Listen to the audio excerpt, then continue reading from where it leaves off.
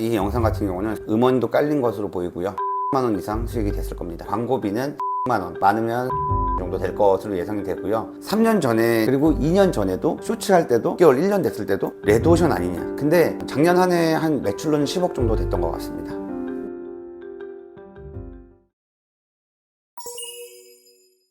예전부터 유튜브 쇼츠 알고리즘은 굉장히 좁혀져 있어요. 불과 2년 전이라고 따지면 내가 어떤 영상을 올려도 유튜브가 다 노출을 시켜줍니다. 공급이 훨씬 적으니까. 하지만 지금 공급이 좀 많아진 상태죠. 그렇기 때문에 내가 어떠한 한 주제를 정하고 채널 설정을 하고 들어가야 그래도 그 주제에 관련된 사람들이 모이고 이 사람들이 내 영상을 좋게 판단했을 때 불특정 다수에게도 퍼뜨려주고 100만 혹은 500만으로 치솟을 수 있는 영상이 나오는 거죠.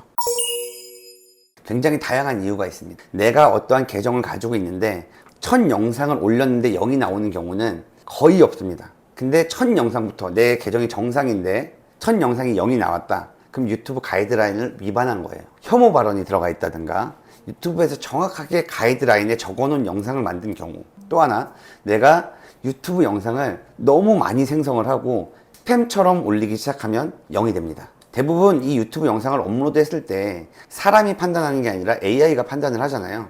이 사람의 행동에 집중을 하는 거죠. 여러분들 컴퓨터 보시면 사람인지 아닌지 판단하는 체크하는 박스가 가끔 나오잖아요. 그걸 체크만 해도 사람인지 판단할 수가 있잖아요. 근데 이 유튜브를 올릴 때도 이게 과연 스팸성으로 누군가가 막 갖다 올리는지 아니면 사람이 직접 편집을 해서 올리는지 판단하는 기준이 있겠죠. 근데 만약에 스팸으로 인식할 가능성이 조금이라도 있다면 노출이 0이 되는 거겠죠. 그래서 이런 고민을 하시는 분들 대부분이 자기가 대충 영상 하나를 올려서 여러 가지 채널에 막 갖다 올리거나 아니면 가이드라인 상관없이 첫 영상부터 자극적인 영상을 올리거나 이런 분들만 0이 나올 뿐이지 대부분의 영상에서 0이 나오는 경우는 없습니다. 유튜브를 시작하시는 분들 중에 사업을 하셨거나 아니면 꽤나 자기가 똑똑하다고 생각하시는 분이 있어요. 네이버 블로그를 하셨거나 아니면 여기저기서 바이럴로 아니면 이런 트래픽을 발생시켜서 돈을 버셨던 분들은 대부분 어떠한 플랫폼을 속였던 경험이 있어요. 꼼수를 부려서 됐던 경우가 있어요. 근데 유튜브에서도 이걸 적용하려고 하시는 거예요.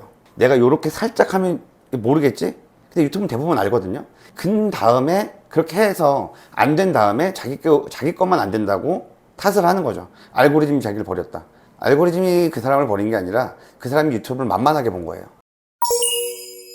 자, 여러분들이 유튜브 쇼츠를 넘기다 보면 완전히 100% 똑같은 영상이 뒤에 달라붙는 경우는 거의 없어요. 비슷한 주제로 넘어갑니다. 여러분들이 이 A라는 연예인을 좋아해요. A라는 연예인이 지난 이런 사진을 찍었고 이런 발언을 했어. 그런 영상을 보고 좋아했어요. 그 다음 영상을 넘겼어. 근데 그 A라는 연예인이 어디 화보 촬영을 했어. 이런 발언을 했어. 이런 식으로 똑같은 영상이 재생되는 경우는 없어요.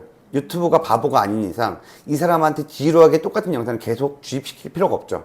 그러면 유튜브에서 이탈하게 될 테니까.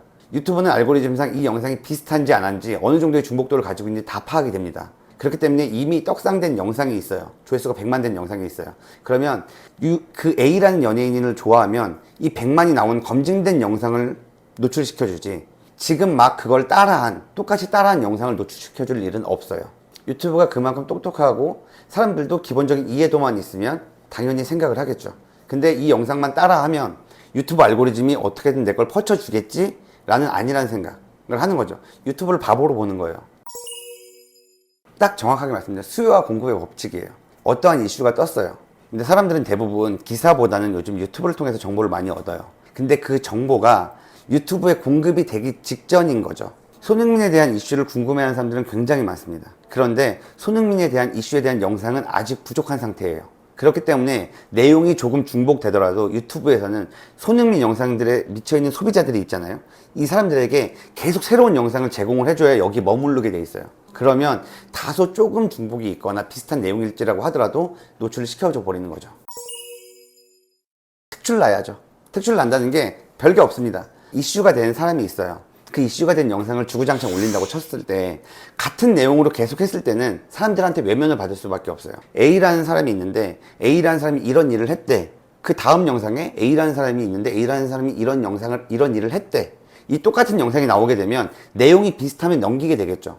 근데 A라는 사람이 이런 일을 했대. 근데 과거에 라는 얘기가 나오면 과거는 또 뭐지? 라면서 새로운 영상이 추가됐을 때 여기서 또 멈추게 되는 거죠. 벤치마킹 할 수 있는 많은 기사들도 있고 언론 기사들도 있고 많은 채널들도 있어요.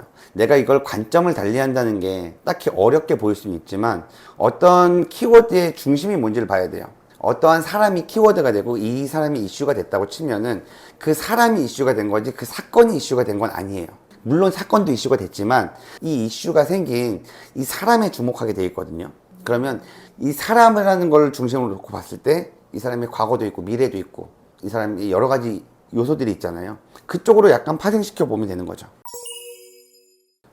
그냥 간단하게 말씀드리면 트래픽은 다 돈이 됩니다. 제가 뭐 정치 성향은 없지만 정치 채널을 하시는 분들의 대부분은 내가 정말 이거에 열정이 있어서 하시는 분들도 꽤 있겠지만 돈을 보고 하시는 분들이 더 많죠. 어떻게 보면 뉴스를 보시게 되면요, 대부분 뉴스 채널에서 앵무새처럼 똑같은 보도를 합니다. YTN을 봐도 똑같은 소리, MBC를 봐도 똑같은 소리, SBS를 봐도 똑같은 소리예요. 어떠한 한 이슈가 있을 때 전혀 다른 내용이라고 보여지지 않을 정도로 비슷한 내용을 구사합니다. 이것 자체의 소식을 전할 때 어떤 뉘앙스로 전하는지 아니면 어떤 포인트를 잡아서 전하는지는 그 사람의 역량인 거예요. 일단 뭐 유튜브 쇼핑인데요. 뭐 이제 유튜브가 자체 플랫폼 내에서 쇼핑 기능을 도입한 거예요. 지금 이거는 모든 쇼핑 플랫폼에서 다 하려고 준비 중인 거예요. 뭐냐면 내가 이제 영상을 보다가 어떠한 특정 제품에 꽂혀서 이 제품을 클릭을 하잖아요. 클릭을 해서 상품을 구매하게 되면 이 영상을 업로드한 사람에게 수익이 분배되는 구조예요. 일단 유튜브 쇼츠 채널이 10,000명이 넘어야 되고요. 수익 창출 조건에 도달했어야 돼요. 그러면 내가 어떠한 제품을 태그할 수 있어요. 너무 지나친 거 아니면 가만 냅둬요. 인신공격성이 아니면 그냥 냅두는 게 좋습니다. 어쨌든 다양한 의견을 존중해야 하는 게 유튜브의 일이거든요. 우리나라에서는 뭐 누구 특정 하나를 공격하면 특정 뭐 의견을 묵살하고 이 채널의 방향성을 갖고 가고 싶겠지만 유튜브 정책상 차별을 금지해요. 의견의 다양성을 되게 존중합니다. 그래서 하나 팁을 드리면 정치 채널을 시작하실 때도 처음에 중립적으로 시작하셔야 돼요. 채널의 방향은 흩어질 수밖에 없어요. 이쪽으로 가든 좌로 치우치든 우로 치우치는데 그건 내가 어쩔 수 있는 게 아니잖아요. 근데 내가 의도해서 한쪽을 지지하는 쪽으로 하면 유튜브에서 지향하는 영상은 아닙니다. 특정 사상을 강요해서는 안 돼요.